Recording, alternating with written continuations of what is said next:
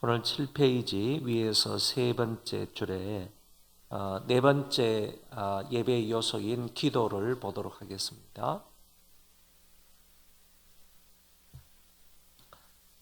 기도는 크게 둘로 나눌 수가 있습니다. 개인 기도가 있고 더 나아가서 공중 기도가 있습니다. 이 개인 기도라고 하는 것은 개인이 어느 시간대나 어느 장소에 불문하고 어디에서든지 내가 무시로 성령 안에서 기도하는 것을 가리켜서 개인 기도라 이렇게 말을 합니다. 반면에 공중 기도라는 말은 우리가 공적인 주일날 예배를 드릴 때 예배 안에서 이루어지는 모든 기도를 가리켜서 공중 기도라 이렇게 말하는 것입니다. 그래서 기도는 항상 이렇게 개인 기도가 있고 공중 기도가 있다 하는 점들을 여러분들이 기억을 하시면서 오늘 강의안을 좀 보도록 하겠습니다. 개인 기도는 말 그대로 개인이 시간과 장소와 상관없이 하나님과 영적으로 교제하는 것이다. 코로나19로 인하여 교회는 새벽, 수요 저녁 그리고 금요 저녁 기도회로 모이지 못한 경우가 많았다. 사실 예배학적으로 말하면요, 주일날 모여서 드리는 것을 예배라 이렇게 말하고 그 외에 주중에서 모여서 드리는 이런 것들은 정확하게 말하면 전부 기도회입니다. 수요 저녁 기도회, 새벽 기도회, 금요 저녁 기도회. 그러니까 주일날 모여서 예배를 드리는 것은 예배라고 이렇게 말할 수 있지만은 그 외에 모여서 우리가 물론 예배적인 행위는 하지만은 그 모든 것들은 정확하게 기도회라고 표현을 해야 하는 것이 더 정확하겠다 이렇게 생각할 수 있습니다. 그런 의미로 우리 코로나19로 인해서 새벽 기도도 몇 주 못 드렸던 적이 있고 그리고 수요일 저녁에도 예배를 드리지 못한 경우가 있었고 그리고 금요 저녁 기도회도 아직까지 모이지 못한 경우가 있었다. 이뿐 아니라 교회와 노회와 총회에서 계획했던 봄철의 각종 기도 모임 또한 취소되거나 무기한 연기되었다. 우리 총회에서도 봄철에 목사 장로 기도회가 계획이 되어 있었는데 그것까지 취소가 된 것을 볼 수 있습니다. 물론 모여서 기도를 하지 못하는 환경이라면 개인적으로 가정이나 제3의 장소에서 지속적으로 기도하는 데 힘을 쓰면 되겠지만 교회의 기도 시간이 없어지니까 개인 경건 생활이 제대로 되지 않고 나태한 생활을 하게 됩니다. 그러니까 새벽 기도도 없고 수요 저녁 기도도 없고 금요 저녁 기도도 없으니까 개인적으로 결국에 기도 생활이 좀 나태하게 되었다 그런 얘기입니다. 이제 예방수칙을 잘 지키며 모여서 기도하는 일에 힘을 써야 하겠습니다. 오히려 전염병과 같은 재앙을 만났을 때 옛날 미국의 청교도들이 그랬던 것처럼 금식을 선포하고 지역적으로 국가적으로 모여서 죄를 자백하며 하나님의 긍휼과 은총을 구하는 시간이 필요하다고 봅니다. 이번에도 코로나19가 발병이 되었을 때 지역으로 아니면 교회가 몇 개 연합을 해서 모여서 기도회를 하자, 뭐 금식 기도회까지 하자 이렇게 했던 그런 교회들이 있었습니다. 우리 교회에서는 3월 달에 기도회를 한 달 동안 잡으기를 계획을 했지만은 그것을 하지 못하여서 이제 6월 달에 한 달 동안 잡으기를 시행을 했었고 그리고 지금 7월 달에 와서 연이어서 우리가 정기 기도회를 하고 있는 것입니다. 이런 기도회가 결국에는 이런 모임을 통해서 기도하는 것은 결국 그에 다 개인 기도가 되는 것입니다. 우리가 예배 안에서 우리 이제 서성원 집사님 나오셔서 기도를 하셨지만은 이런 기도는 공중 기도일 수가 있지만은 여러분이 예배 끝나고 나서 이 기도회를 끝나고 나서 모임 끝나고 나서 개별적으로 기도하는 것은 전부 다 개인 기도가 된다. 그런 얘기죠. 이런 개인 기도에 우리는 자꾸 힘을 써야 하겠다 하는 것을 말씀드리는 것입니다. 반면에 공중 기도는 예배 안에서 이루어지는 것으로 여기에는 나름대로의 원칙이 있습니다. 공중 기도에는 다양한 종류가 있으며 그 종류는 예배 역사적으로 고유한 명칭을 가지고 있습니다. 몇 가지 예를 들면 참회 기도, 중보 기도, 조명을 위한 기도, 헌상 기도, 성찬 기도, 주기도, 그리고 축도 등입니다. 그렇기 때문에 이 공중 기도에는 그냥 기도가 없다는 겁니다. 앞에 고유한 명칭이 다 붙는다는 거예요. 여러분 생각하세요. 기도는 그냥 기도가 없다. 기도 앞에는 반드시 중보자가 붙든지 회개자가 붙든지 조명을 위한 자가 붙든지 하여튼 기도 앞에는 전부 다 고유한 명칭들이 다 붙는다. 그렇게 돼야만이 그게 바로 공중기도이다라고 말할 수 있습니다. 이와 같은 기도는 초대교회를 거쳐서 종교개혁자들이 사용하였고 이어서 청교도들의 예배에도 나타나고 있습니다. 일단 공중기도의 회복은 고유한 명칭을 사용하는 것이고 더 나아가서 고유 명칭에 맞는 내용으로만 기도하는 것이다. 그래서 이 공중기도 회복이라고 말할 때는 그러면 어떻게 공중기도를 우리가 회복을 해야 될까? 그거는 기도 앞에 고유한 명칭을 붙여야 된다라는 것이고 두 번째는 그 고유한 명칭에 따른 내용으로만 기도하면 된다. 그런 얘기입니다. 중보기도다. 그러면 중보기도만 하면 된다는 것이죠. 우리 교회 주일 낮 예배 때 분명히 중보기도 제목까지 붙여놨습니다. 세계적인 문제 하나, 그리고 나라적인 문제 하나, 교회적인 문제 하나, 세 가지를 분명히 정해놨기 때문에 그것만 중보기도 시간에 하면 된다. 그런 얘기입니다. 회개 기도 시간이 있으면 지금은 이제 참회 기도 시간이 좀 빠지긴 했지만은 회개 기도 시간이 있으면 회개하는 기도만 하면 된다. 그런 얘기고 조명을 위한 기도 시간에는 성령의 조명을 간구하기만 하면 된다. 이렇게 앞에 붙어 있는 고유 명칭에 따른 내용으로만 기도하면 된다. 이것이 바로 바르게 공중 기도를 회복하는 것이다 라고 말할 수 있는 것입니다. 나태하고 게으른 기도 생활과 바르지 못한 공중 기도를 열정적이고 지속적이며 바른 기도 생활로 회복하기 위하여 전 성도들에게 성경의 기도를 체계적으로 가르칠 필요가 있다. 목회자가 먼저 성경의 기도에 대하여 연구하되 기도의 정의와 대상, 마음과 자세, 응답의 형태, 종류 등등을 익혀야 한다. 그런 후에 성도들이 어떻게 매일 하나님과 기쁘게 교제할 수 있는지와 이거는 개인 기도죠. 매일매일 성도 개개인이 하나님과 기쁘게 교제할 수 있는 것과 그리고 공중 기도의 바른 시행을 가르쳐 주어야 한다.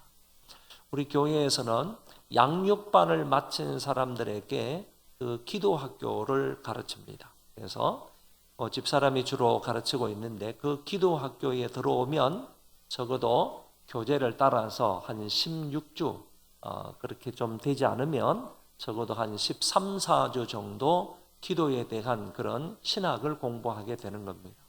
기도 학교에 입학을 해서 12주 내지 16주 과정을 통해서 기도에 대해서 전반적으로 배우게 되는데 이것이 바로 우리 교회는 상반기 한 번, 하반기 한 번 정도 1년에 2차례 기도의 신학에 대해서 가르치는 것이 있다라는 것이고 공중 기도를 드릴 때 주일날 예배 때 하나님 앞에 기도를 드리기 위해서 준비하는 그 사람들은 이건 역시 옛날에는 분기마다 한 번씩 교육을 했는데 예배부 부장을 통하여서 지금은 분기마다 한 번은 못하고 1년에 한 2차례 정도 상반기 하반기 정도 교육을 하는데 하반기 예배위원 교육을 지난주인가 지지난주인가 이렇게 했던 것으로 생각을 합니다. 그러니까 이와 같은 것을 통해서 계속적으로 공중 기도를 어떻게 해야 되느냐라는 것을 그 교육을 통해서 부장님의 교육 통해서 잘 배워가지고 그대로 시행을 해야 된다는 거죠. 그대로 시행을 해야 되는데 잘 배우지도 않고 그리고 배워놓고 나서도 듣고 나서도 그대로 시행을 하지 못하는 이런 사람들이 많이 있다는 것이죠. 그러니까 공중기도 회복에서는 바로 이런 것을 잘 배워가지고 우리의 기도를 그 성경적인 것에 맞추어서 기도해야 하나님이 기뻐 받으시는 그런 기도가 될 것이다 라는 말입니다.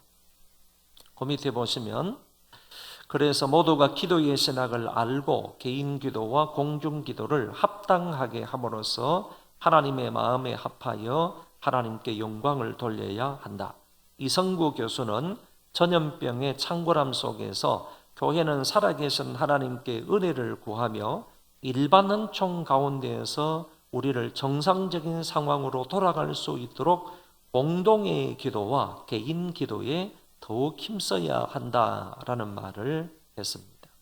그렇기 때문에 개인 기도를 회복하기 위해서는요, 무시로 성령 안에서 기도하도록 애를 써야 되는 것이고, 공중 기도를 회복하기 위해서는 공중 기도에는 원칙이 있는데 그 원칙은 바로 고유한 명칭이 있다는 것, 그것을 사용해야 되고 그 고유한 명칭에 따라서 기도만 하면 된다 하는 점을 여러분들에게 말씀드릴 수 있습니다. 마지막은 헌금입니다. 코로나 바이러스의 확산으로 인하여 가정에서 영상 예배를 드리게 되고 헌금은 온라인 계좌로 하게 되었습니다. 그런데 자동 이체를 할 수 없는 어른들과 아이들은 계좌 이체를 할 수 있는 통장이 없을 뿐더러 있어도 누가 대신해 주지 않으면 송금을 할 수 없습니다.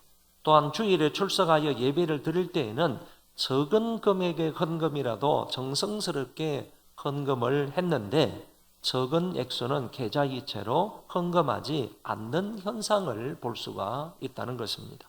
결국 코로나19 사태 이전과 지금의 헌금 총계는 확실히 마이너스가 되었습니다. 그래서 통계에 의하면 적어도 코로나19 이전에 헌금 통계하고 지금 헌금 통계하고 적어도 마이너스 15% 정도는 줄었다라고, 마이너스 15% 정도가 헌금이 되었다라고 한국교회에서 일반적으로 통계를 낸 것입니다.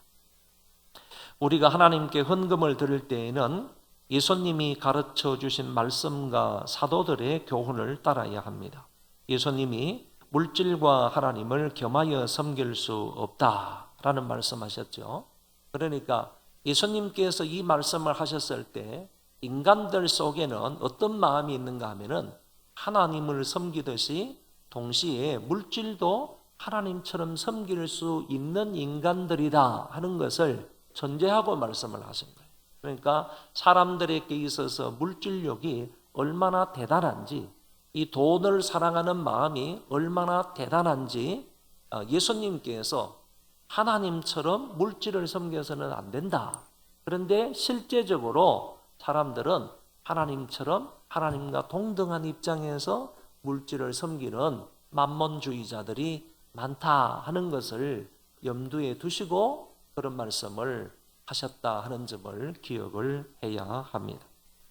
그리고 또 물질이 있는 곳에 내 마음이 있다라고 말씀을 하셨습니다. 이거 바꾸어서 하면 안 된다는 겁니다. 마음이 있는 곳에 물질이 간다 이런 얘기가 아니고 물질이 있는데 마음이 있다 이렇게 주님께서 말씀을 하셨습니다.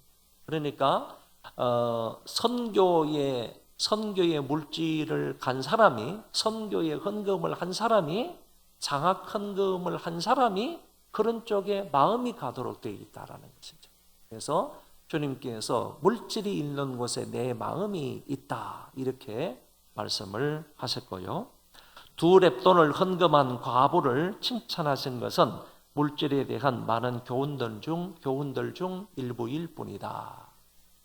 여러분, 예수님께서 성전에 들어가면서 헌금하는 유대인들의 헌금을 이렇게 살펴보셨는데 부자들도 헌금께에 헌금을 넣고 들어가고, 그리고 가난한 과부가 헌금께에 헌금을 넣고 들어가는 것을 보시고 나서 그 부자들의 헌금과 이 가난한 과부의 헌금을 예수님께서 비교하여서 말씀하시면서 저 부자들보다 이 가난한 과부가 하나님 앞에 더 많이 헌금을 했다라고 말씀을 하시고 평가를 하신 것입니다.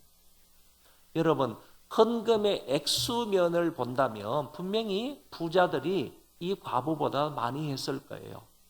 그럼에도 불구하고 주님은 저 부자보다도 이 가난한 과부가 헌금을 더 많이 했다라고 말씀을 하셨습니다.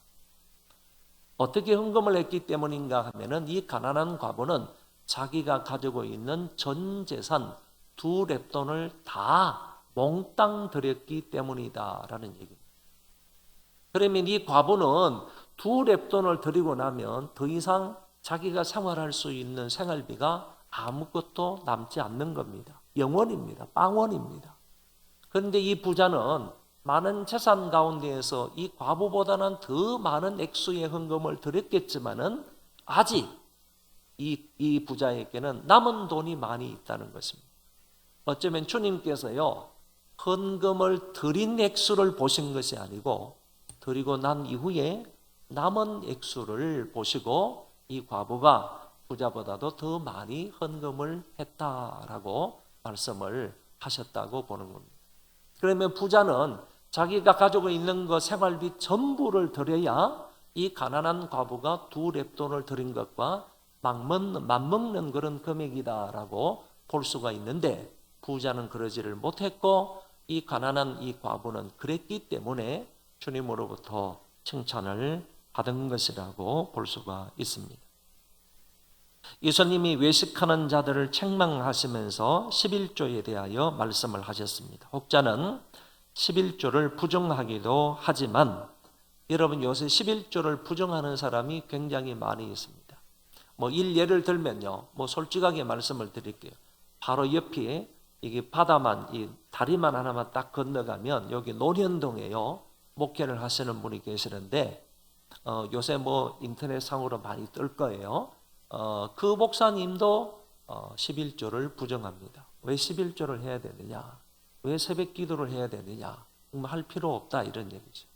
그래서 그 교회는 주일날 한번 모여가지고 예배를 드리고, 그리고 11조도 하지 않고요. 그러는데,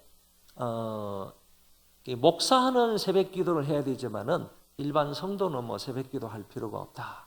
목사는 이 업에 종사하는 사람이지만은 성도들은 그 기도하는 거나 아니면 예배 드리는 거 이런 부분에 전적으로 종사하는 사람들이 아니라 일반 생활이 있기 때문에 그런 사람은 그냥 새벽 기도 안 하고 그냥 일반 생활에 종사하면 된다. 이렇게 말하고, 그 가지고 11조 할 필요 없다. 그냥 감사하면 감사한금 하면 되지 11조 할 필요가 있느냐. 이거는 구약의 율법적인 것이니까 예수 그리스도의 십자가 이전까지만 가능하고 십자가 이후에는 그리스도께서 모든 율법을 다 성취하셨는데 더 이상 11조를 할 필요가 뭐가 있느냐라고 주장을 하면서 성도들에게 11조를 요구하지 않는다. 그런 얘기입니다. 좋습니까? 예수님께서 이렇게 말씀하시는 거예요. 이것을 행하고 저것도 버리지 말지니라. 이 바리새인들과 서기관들이 박하와 회향과 근처에 11조는 드리지만은 의와 인과 신은 버렸다. 예수님께서 말씀하시기를 이것도 행하라. 의와 인과 신도 행하라 이거지. 그리고 저것도 버리지 말라. 저것은 11조에 대한 얘기입니다. 11조도 버리지 말지니라. 이렇게 말씀을 하셨는데, 여러분 잘 보세요. 제가 여기 조금 그래도 원문을 조금 넣어서 설명을 했습니다. 여기 말지니라에 해당되는 헬라어 동사는 에데이인데, 이는 데이의 미완료 과거형으로, 미완료 과거형은 헬라어 문법에서 과거 진행형으로 해석을 할 수 있습니다. 그래서 버리지 말지니라 하는 이 말은요, 반드시 해야 한다라는 뜻을 가지고 있고, 그리고 지속적으로 해야 한다. oughto의 뜻, must의 뜻이 있고, 그 다음에 continually, 반드시 해야 되고 지속적으로 연이어서 해야 된다라고 설명할 수가 있습니다. 그래서 혹자는 11조를요, 예수님의 십자가까지만 유효한 것이고 예수님이 십자가에서 완성하셨기 때문에 그 이후로는 할 필요가 없다, 이렇게 말씀을 하셨는데, 그렇다면 보십시오. 예수님께서 마태복음 23장 23절에 이 말씀을 언제 하셨느냐 하면은 고난주간에 하셨다는 겁니다. 십자가에 돌아가시기 이틀 전인가 3일 전인가 하셨다는 거예요. 예수님께서 금요일 날 십자가에 돌아가셨는데 이 말씀은 언제 하셨느냐 하면 화요일 날 하셨다. 화요일 날 하셨으니까 수요일, 목요일, 금요일 3일 전에 하셨단 말이에요. 그러면 예수님이 십자가에 돌아가시기 이전까지는 11조 해야 되지만은 십자가에서 모든 율법을 완성하셨기 때문에 십자가 이후에는 11조를 할 필요가 없다라고 주장하는 사람은, 그러면 예수님께서 3일 동안 유효한 말씀으로 계속해야 된다, 그리고 반드시 해야 된다, 이렇게 말씀을 하셨겠느냐, 이런 얘기입니다. 3일간만 유효한 말씀으로 예수님께서 11조를 반드시 해야 된다, 예수님이 11조를 지속적으로 해야 된다, 3일 동안 지속적으로 해야 된다, 이런 의도로 말씀을 하셨겠느냐? 그거는 아니다. 예수님은 이때 말씀을 하셨지만은요, 이 11조는 의와 인과 신을 행하면서 계속적으로 해야 되는 것이고, 이 11조는 반드시 해야 되는 일이다라고 말씀을 하셨다고 볼 수가 있습니다. 제가 지난번에 여러분들에게 말씀을 드린 것처럼 어떤 유튜브 동영상에는요, 이렇게 말하기도 합니다. 11조를 하면 지옥 간다. 그래서 11조를 하면 지옥 간다 하는 그 유튜브를 보고 제가 반박하는 글을 써서 발표한 적이 있습니다. 아니다라는 거죠. 그 사람은 11조를 하면 지옥에 간다? 그 사람은 지옥에 가느냐 지옥에 가지 않느냐 하는 문제를 오해하고 있다는 얘기죠. 행위로 말미암아 이 11조를 하는 것 하지 않는 것을 통해서 지옥 간다? 천국 간다? 그게 말이나 되는 얘기입니까? 오로지 하나님의 은혜로 말미암아 믿음으로 천국에 가고 믿음이 없는 자는 지옥에 가는데, 그게 아니라 11조를 하면 안 하면 지옥 가고 천국 간다? 이게 어떻게 말이 가당한 말입니까? 이런 것을 이제 비판한 그런 글을 쓴 적이 있습니다. 그러므로 11조는 하나님이 우리에게 베풀어 주시는 물질 중 10분의 1을 감사의 표현으로 대표적으로 드리면서 나머지도 하나님의 영광을 위하여 사용하겠노라는 결단의 의지가 들어있는 헌금이다 그랬습니다. 이런 의미에서 사도 바울은요, 11조라는 얘기를 하지 아니하고 전체를 말하는 거예요. 전부를 말하는 거예요. 내게 딸려 있는 모든 것을 말하는 거예요. 그것을 하나님 영광을 위해서 쓰라 이거지. 11조만 하나님 영광을 위해서 드리고 10분의 9는 내 마음대로 쓰라, 그런 얘기가 아니고, 우리가 11조를 드릴 때에는 대표성을 갖고 있는 거예요. 이 대표적인 물질을 하나님 앞에 드립니다. 하나님 영광을 위해서 드립니다. 대표적인 성격으로 드리니까 나머지 10분의 9도 하나님이 기뻐하시고 하나님이 영광 받는 데 쓰겠습니다 하는 의지와 결단을 가지고 있다는 얘기입니다. 대표성을 가지고 있으니까. 이런 의미에서 사도 바울은 나에게 주어진 모든 것을 다해서 하나님의 영광과 하나님의 기쁨을 위해서, 하나님 나라를 위해서 사용해라 하는 것을 말하고 있다, 그런 얘기입니다. 이 11조는요, 본인이 소속되어 있는 교회에 하는 것이 좋습니다. 11조를 나누어 가지고요, 11조가 10만 원이다 그랬을 때 이걸 나누어 가지고 어디에 5만 원, 어디에 5만 원 이렇게 하는 것도 좋지 않고, 또 11조를 나누어 가지고 이거는 감사헌금, 이거는 장학헌금, 이거는 선교헌금, 나머지는 또 11조 이렇게 하는 것도 옳지 않다고 봅니다. 내가 적을 두고 있는 그 교회에 마땅히 하나님이 베풀어 주신 은혜로 말미암아 물질을 얻었으므로 그 물질 가운데에서 10분의 1을 하나님 사랑하는 마음으로, 그리고 나머지도 하나님이 기뻐하시는 데 사용하겠다는 그런 의지를 가지고 하나님 앞에 11조를 드리되 반드시 드려야 하는 것이고 그리고 지속적으로 드려야 한다라고 주님의 말씀을 근거해서 말할 수가 있습니다. 그리고 바울은 고린도 교회에 편지를 보내면서 마게도냐 성도들은 극한 가난 중에 풍성한 연보를 하였고 힘대로 하였고 힘에 지나도록 자원함으로 하나님의 뜻을 쫓아드렸고 미리 준비하였고 마음에 정한 대로 하였고 인색함으로나 억지로 하지 않았으며 즐거운 마음으로 드렸습니다. 이런 것을 마게도냐 교회에 이런 그 좋은 헌금을 할 때 정말 아름답고 멋진 이런 모습들을 사도 바울이 고린도 교회에 칭찬을 하고 자랑을 했다 그런 얘기입니다. 이것이 성경에 나타난 바 헌금에 대한 바울의 종합적인 견해입니다. 따라서 헌금을 통하여 어려운 이웃을 돌아보고 하나님 나라를 확장해 가야 하는 것은 성도의 기본 의무입니다. 이런 마음과 믿음으로 헌금을 드릴 때 하나님이 어떤 복을 약속하셨느냐? 그의 의를 영원히 있게 하시겠다. 그의 옳은 면들을요, 그의 바람직한 그런 신앙생활의 면들을 영원히 있게 하시겠다. 그 사람의 명예를 계속해서 하나님께서 유지하고 높여주시겠다 하는 의도로 말씀을 하셨습니다. 여러분, 이 자리에 계신 어떤 집사님은요, 정말 말씀을 드려도 되는지 모르겠지만은요, 헌금을 어느 날 1,200만 원을 하셨어요. 그래서 이 집사님이 생활을 하시기도 그렇게 넉넉하지 않으신데 어떻게 이게 1,200만 원의 헌금을 하셨을까? 그래서 제가 문자로 여쭤봤습니다. 무슨 일이 있냐고, 뭐 좋은 일이 있냐고 이렇게 헌금을 많이 하신 것을 제가 들었다고. 그러니까 이분께서 이렇게 말씀하셨어요. 1,000만 원은 내가 예수 믿게 된 것이 너무 감사하다는 거예요. 본인이 신앙생활을 하게 된 게 너무 감사하다는 거예요.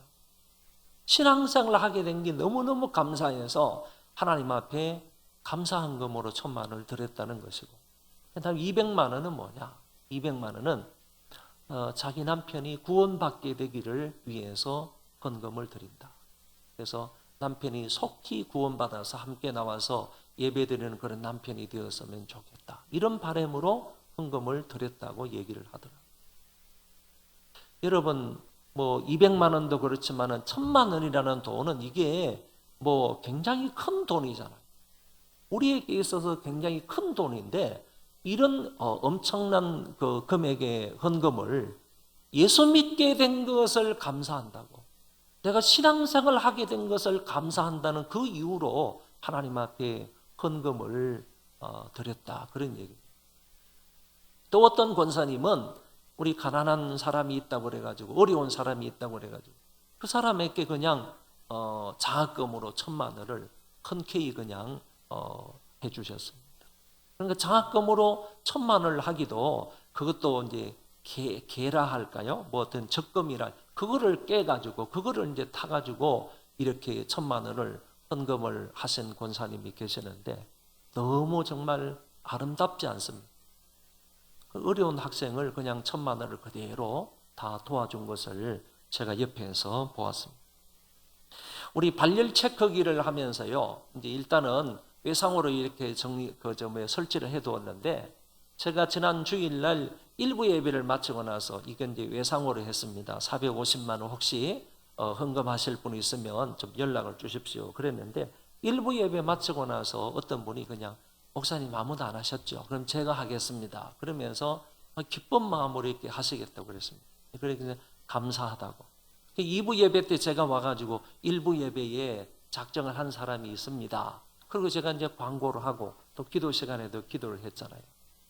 그런데 오후 한 2시 넘어서 3시쯤에 돼가지고 이게 그 재정부를 통해서 또 이제 보고가 되고 그다음에 제 그 핸드폰에 누가 헌금을 얼마를 했는지 이게 이제 다 떠요. 죄송하지만은 요새 이제 그거 누가 이렇게 이제 제 이름으로 돼 있으니까 교회 대표자 이름으로 이 핸드폰에 따서 여기 보니까 누가 이미 강 집사님이라는 분이 이미 11시 한 30분 정도에 대해서 450만 원 입금을 한 거예요. 목사님 오늘 2부 예배 때 너무너무 은혜를 많이 받았습니다. 그러면서 제가 발열 체크기 헌금을 하겠습니다. 그러면서 그 적시로 그냥 450만 원을 헌금한 거예요. 이 고민이 생겼습니다.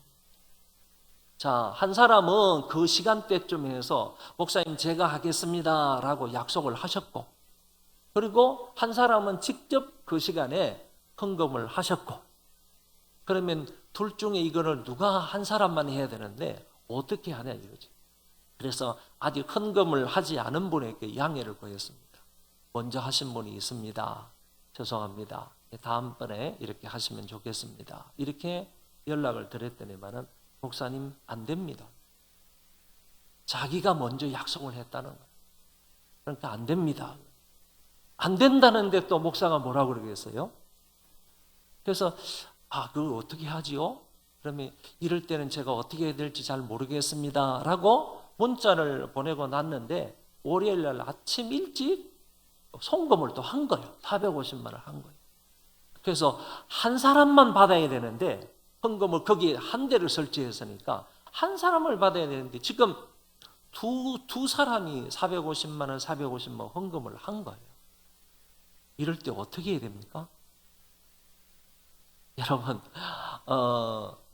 이렇게 헌금을 하시는 것을 보니까요, 저는 한편으로 이 450만 원도 적지 않은 헌금이잖아요. 그죠? 마음이 너무 좀 기뻤습니다. 야, 교회의 여러 가지 일들을 할 때, 이런 일을 할 때 참 그 마음 씀씀이가 너무 좋다. 마음이 참 너무 이쁘다. 그 사람들에게 450만 원의 돈이 솔직히 말해서 아깝지 않겠어요? 한 달 월급인데 아까울 거예요. 그리고 귀한 돈이에요. 그럼에도 불구하고 교회가 필요하다고 하니까 정말 서슴없이 그렇게 앞다투어 가지고 이렇게 헌금을 하시는 그런 모습을 보니까 하나님이 참 얼마나 기뻐하시겠는가. 참 복받을 사람은 따로 있다. 이런 생각이 들었습니다. 어쨌든 감사하고요. 그의 의를 영원히 있게 하시고 뿐만 아니라 심을 것을 주사 풍성하게 하시고 의의 열매를 더하게 하실 것이다. 성경이 이렇게 그 복을 약속하셨고 뿐만 아니라 하나님 나라를 위해서 헌신하는 사람은요, 현세의 100배의 복을 받고 내세의 영생을 얻지 못할 자가 없다. 성경은 이렇게 말씀을 하셨습니다. 헌금의 성경적 원리에 따라서 헌금을 드릴 때 장소와 수단은 상관이 없는가?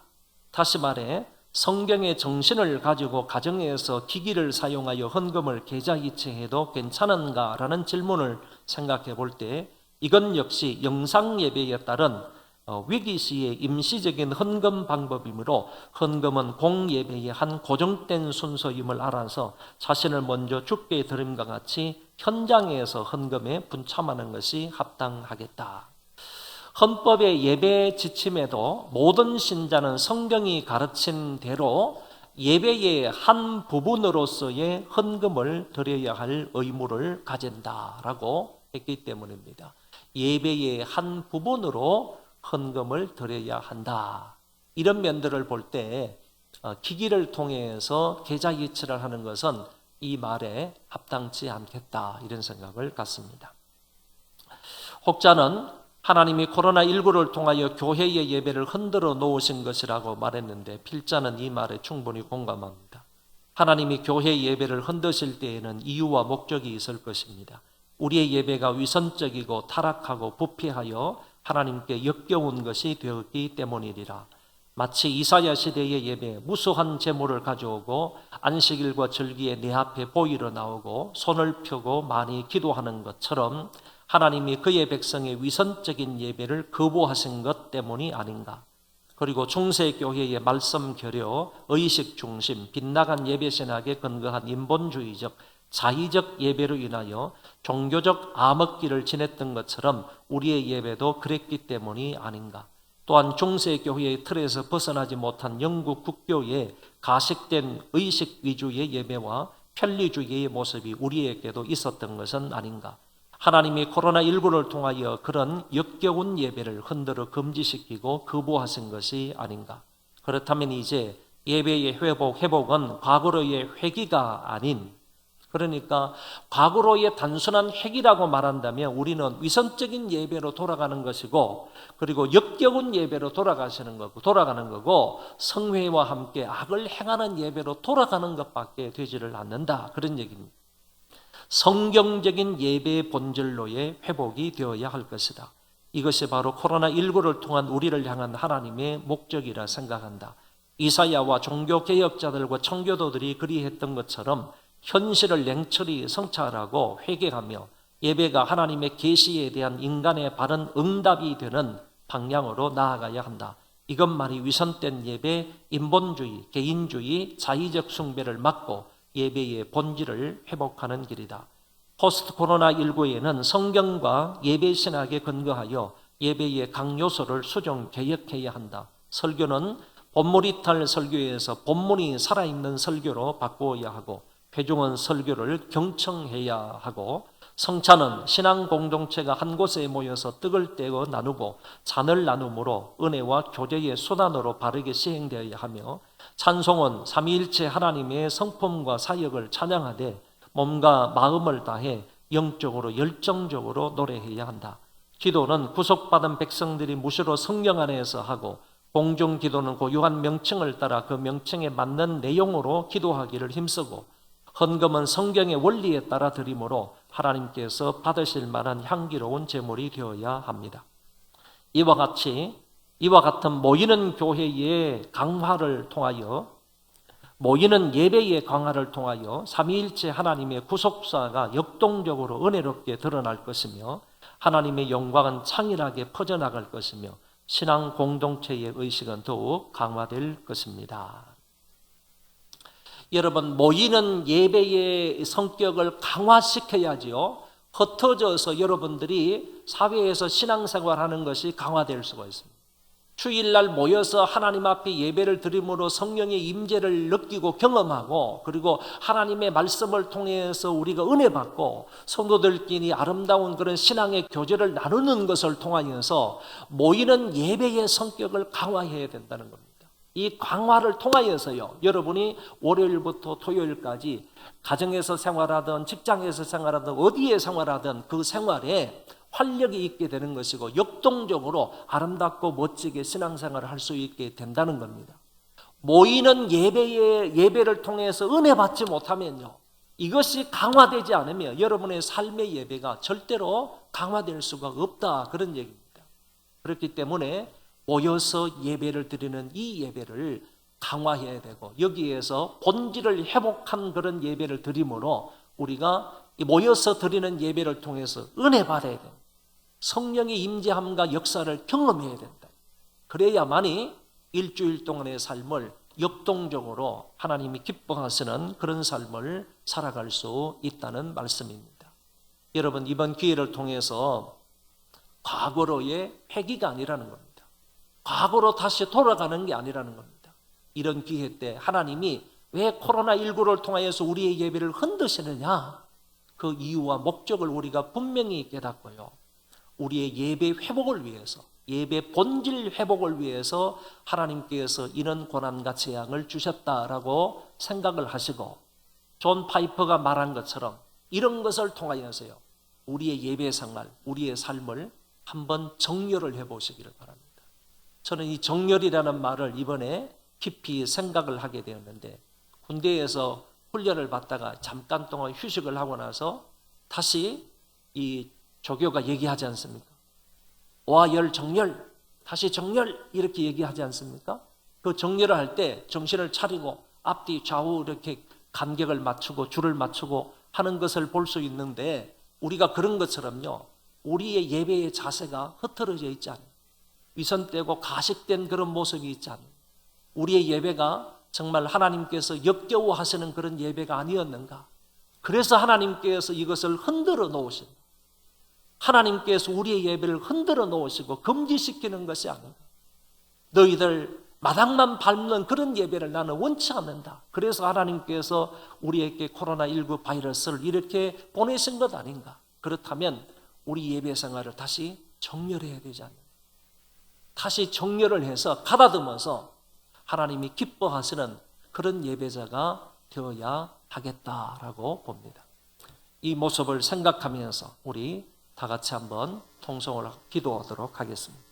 예배의 본질을 회복할 수 있도록 5가지 예배의 요소를 말씀을 드렸으니까 한 가지 한 가지를 기억하면서 나부터 이런 예배의 본질을 회복해서 하나님이 기뻐하시는 그런 예배자가 되도록 위하여 기도하겠습니다. 통성으로 기도합시다.